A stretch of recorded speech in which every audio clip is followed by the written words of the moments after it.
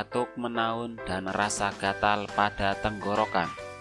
Gatal pada tenggorokan dapat disebabkan oleh beberapa hal, misalnya iritasi tenggorokan atau reaksi alergi terhadap minuman, makanan, atau zat tertentu seperti rokok, infeksi saluran nafas bagian atas, infeksi paru-paru, keganasan, dan lain sebagainya.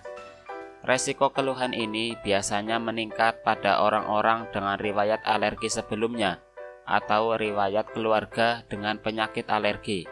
Daya tahan tubuh rendah, misalnya pada orang-orang yang mengkonsumsi obat penekan sistem imun, orang-orang yang menjalani kemoterapi, atau orang-orang dengan penyakit infeksi HIV, dan lain-lain. Resiko lainnya adalah merokok. Riwayat kontak dengan orang yang memiliki batuk lama, riwayat sering kontak dengan debu, asap atau bahan-bahan kimia, dan lain-lain. Keluhan ini biasanya akan membaik dengan sendirinya. Sebaiknya hindari makanan atau minuman yang merangsang keluhan. Perbanyak konsumsi cairan, terutama minuman yang hangat. Makan makanan yang sehat dan bergizi. Istirahat yang cukup, hindari rokok dan alkohol.